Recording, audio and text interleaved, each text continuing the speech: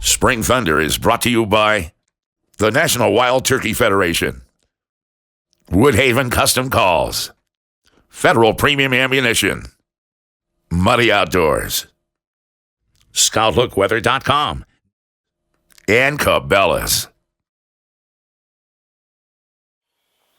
Thanks for joining us this week on Cabela Spring Thunder. It's a cold, dreary day here in the Midwest, and we're out on some public land this morning trying to get Zach on a bird.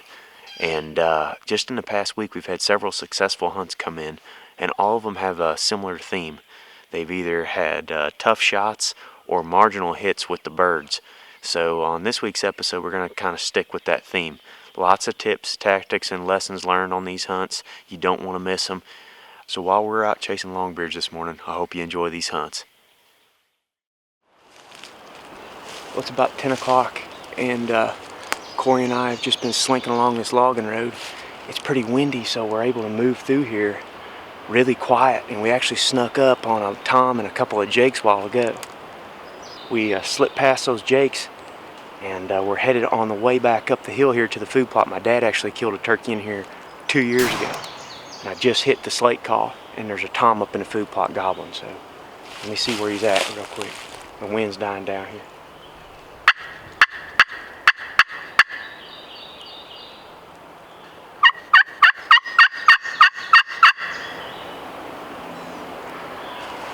Right there. He's right up in the corner of the food plot.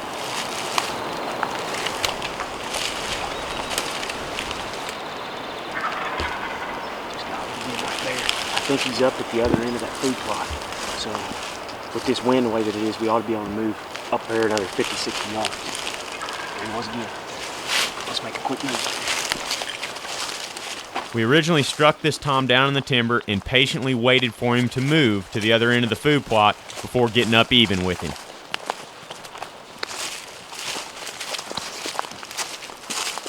Right in there. I'll sit right here. You get to that tree right there so you can see down the food plot.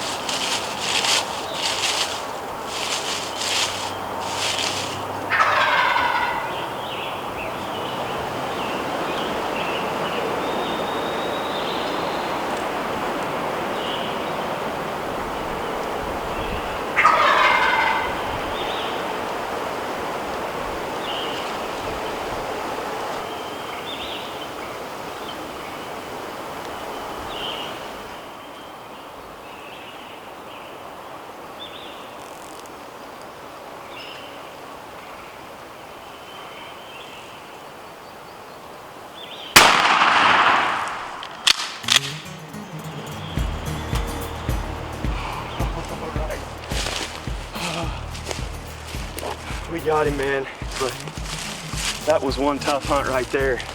And that shot was a lot farther than I thought it was. I just stood up and looked out there where that bird's laying at, and I'd say it's every bit of 50 yards, and my apologies for that. I thought he was a lot closer when he popped up in the wheat field. I guess the wheat's so tall, it kind of distorted my range, but made the shot, and I'm using that Federal 3rd degree out of my old 870, just the 3-inch shells, and told myself 50 yards is my max range. And I thought he was about 40, but Corey just checked the meter on the camera, and I think he was about 55. It's pretty funny. We've walked this whole property today, been running and gunning all day long. It's windy, and we ended up about 20 yards from the original tree that we sat at first light this morning. Corey will show you. It's right over there, that little shagbark hickory over there, about 20 yards away is where we set up on probably this same bird at first light, and it's 12 o'clock now. So running, gunning up middle of the day, they lose their hens, they get hot, and we were able to get on this turkey. It's been a tough go for me down here in Missouri so far this year. Corey and I finally caught up to this lonely gobbler today at straight up 12 o'clock. We've been hunting the farm here since daylight, and actually came in here a couple days ago with my cousin and my dad. We're sitting right here in the edge of the food plot and put out a jake decoy. I've always had good luck up here in this food plot with decoys in the past. We called in 2 toms right off the roost. They saw the jake, turned around and left. I have just not had any luck using male turkey decoys so far this year. Both the birds that I've killed have come in with no decoys. And I don't know if we'd have killed this one or not with them, but definitely calling to him with no decoys made him come up in here to this end of the food plot looking for us. So Corey and I let him get clear to the other end of it. Oh, there's a turkey. What is it? Looks like a hen, maybe. Go ahead and zoom in on it and see what it is. It is a hen. And that's probably the reason why he was down at that end of the food plot. It's because there's a hen down there right now. But we waited for him to get clear to the other end of it. Then we slipped up through here where he was just around the corner and got set up.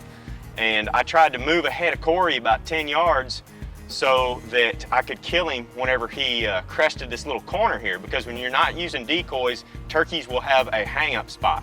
Whenever they get to the area where they can see the source of that calling, they don't like to hang around very long. You've got to be able to shoot that spot. If you don't anticipate where that is as you're calling a bird in, you could end up with them just a little bit too far like I had with this guy. I thought that he was 40 yards away, but he was actually 55. Hopefully y'all take something away from this hunt we had today. I am so glad that we finally got a gobbler down here in Missouri.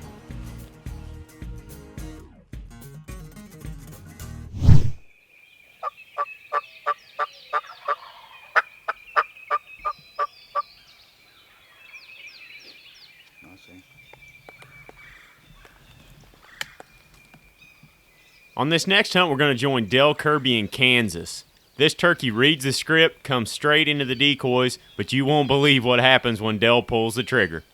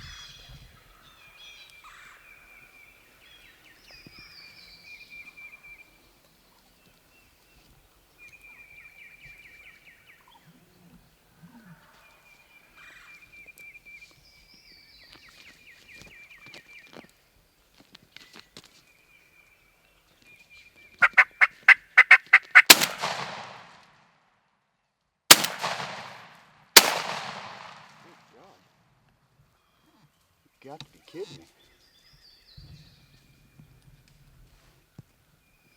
Did I not hit that bird the first shot? Never assume anything when you shoot at a turkey. Dell thinks he's missed this bird clean. About 2 minutes later, the guys hear him flopping just off the edge of the field.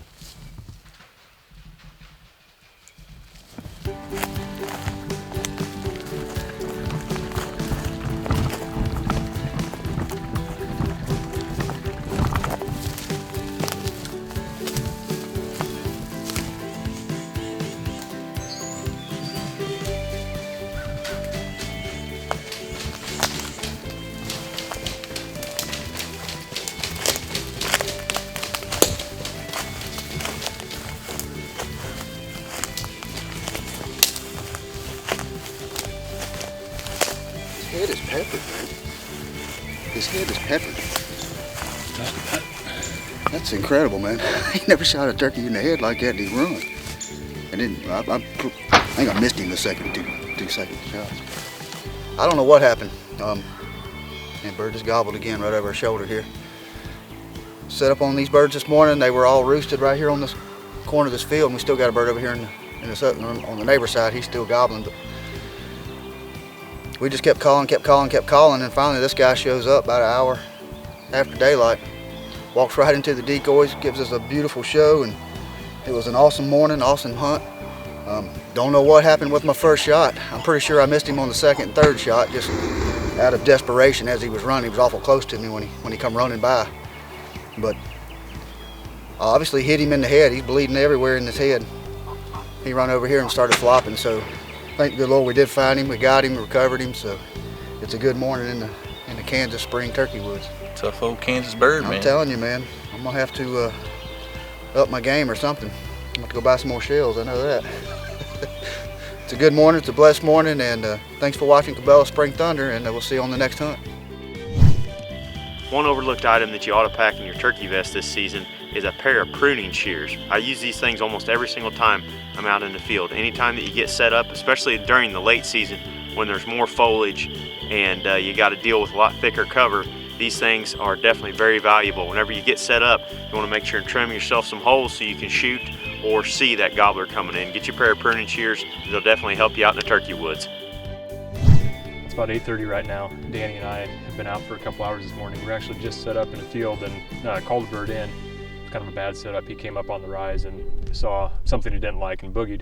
Anyways, we kind of worked our way through a creek, did some calling, and came up through this little piece of timber looking for mushrooms, and we were calling the morning over. I figured I'd call one more time. I've got a Woodhaven aluminum call. It's really loud, so it's calm today, so I figured I would just call real quick and see if anything gobbled. Sure enough, there's one gobbling in that field that we were just in. So he's gobbled a couple more times, so hey, we got a bird fired up, we might as well make a move.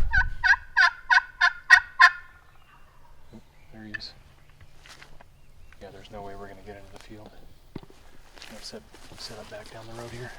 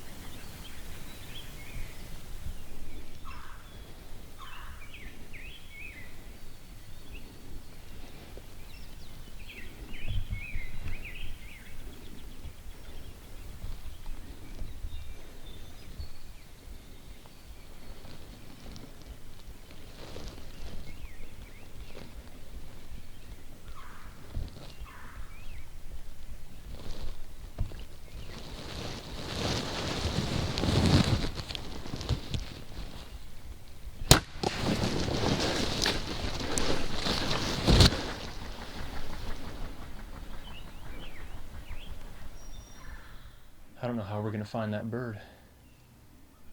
Obviously I hit him low and broke his leg.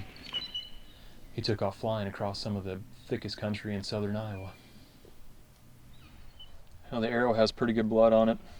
There's actually a lot of blood on the ground. The good thing is it probably cut an artery and got up in him and probably did some more damage. There's actually a pretty steady blood trail here.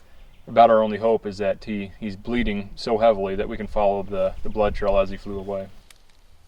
There. One there. Okay, we have come to the end of the blood trail, and we've been pretty fortunate that we've been able to follow it this far. We probably went 200 yards through the timber and now out into this pasture, and looking on my hands and knees here for a little bit and just can't find the next drop. But the good thing is we have the line of travel where the bird came over the timber, and I was hoping to find him just piled up out here in the pasture, but my guess is he made it to the next tree line there. As of right now, we're just going to cut the camera. Danny and I are going to start doing a body search. The timber over there is pretty thick, unfortunately, so we're going to have to just kind of grid search, look under all the logs and brush piles, and just do our best to see if we can find the bird.